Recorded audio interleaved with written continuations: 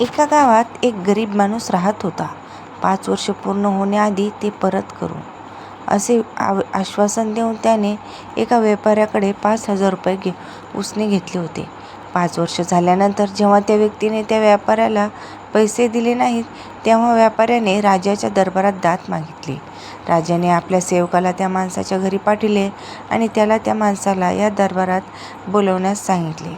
राजाचा सेवक त्या गरीब माणसाच्या घरी गेला, पण तो व्यक्ती सेवकाला तिथे भेटला नाही. जेव्हाही सेवक त्याच्या घरी जायचा, तेव्हा तो व्यक्ती कोणत्या ना कोणत्या तक्रारी करून त्याला परत पाठवायचा. एके दिवशी राजाचा सेवक परत त्या व्यक्तीच्या घरी गेला. तेव्हा त्या सेवकाला त्या गरिबाची छोटी मुलगी भेटली. तेव्हा सेवकाने तिला विचारलं, "तुझे बाबा कुठे आहेत?" मुलगी म्हणाली, "माझे बाबा आकाशातील पाणी रोखण्यासाठी गेले आहेत." सेवकाने परत विचारलं, "अगं मुली, तुझा भाऊ कुठे आहे?" तेव्हा ती मुलगी म्हणाली, "तो न लढता लढायला गेला आहे." सेवकाने वैतागून विचारले, "मुली, तुझी आई कुठे आहे?" मुलगी म्हणाली, "ती एकाचे 2 करायला गेली आहे."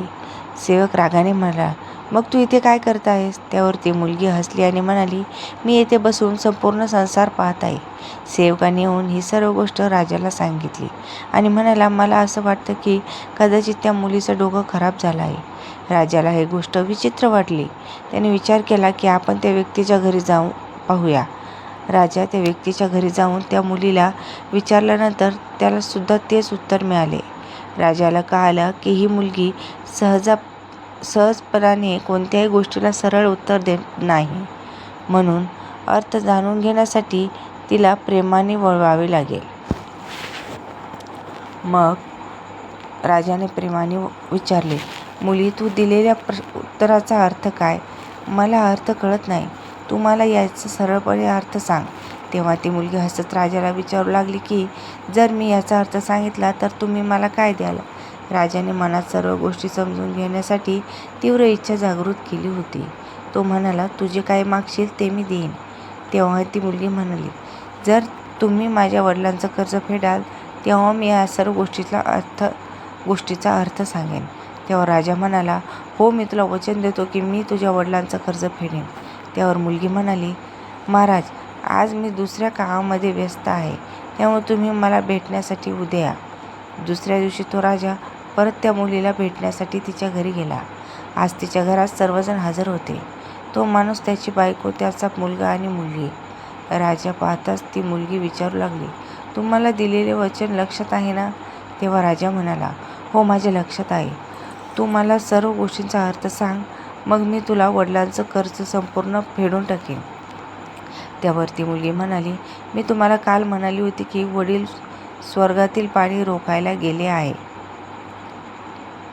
त्याचा अर्थ असा आहे की याचा अर्थ पाऊस पडत होता आणि आमच्या घरच्या छतावर पाणी टपकत होतं.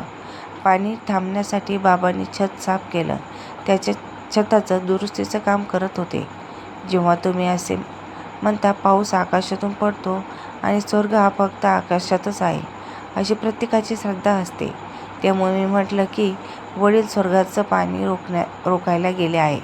दुसरी गोष्ट अशी आहे की माझा भाऊ न लढता लढाई करायला गेला आहे. याचा अर्थ असा आहे की तो शेतातल्या काटेरी झुडपात कुंपण घालायला गेला आहे." त्यावर राजा विचार करू लागतो आणि आता जर कोणी झाडी तोडली तर त्याला परत काटे येतील आणि त्यामुळे त्या व्यक्तीला ओरबाडून जखम होईल. म्हणून जखम या लढाईत होता. म्हणून मी म्हटलं की माझा भाऊ न लढता लढाई करायला गेला आहे. तिसरी गोष्ट तर लक्षातच असेल. राजा म्हणाला, "हो, तू मला सांगितलं होतं की तुझी आई एकाचे 2 करायला गेली आहे." तेव्हा ती मुलगी म्हणाली, "ती चणे घेऊन त्याची डाळ बनवायला गेली आहे." तर डाळ बनवणे म्हणजे एका चण्याचे 2 भाग बनवायचे. त्यावर राजा म्हणाला, "चल आता सांग, तू घरात बसून कोणता संसार बघत आहेत?" तेव्हा ती मुलगी हसत म्हणाली, "अहो राजा, त्यावेळेस भात बनवत होती आणि त्यातील एक शीत काढून बघत होती की भात पूर्ण शिजला आहे की नाही." याचा अर्थ असा आहे की कोणताही भात शिजवताना एक शीत पाहूनच समजलं जातं की संपूर्ण भात शिजला आहे की नाही. अशा प्रकारे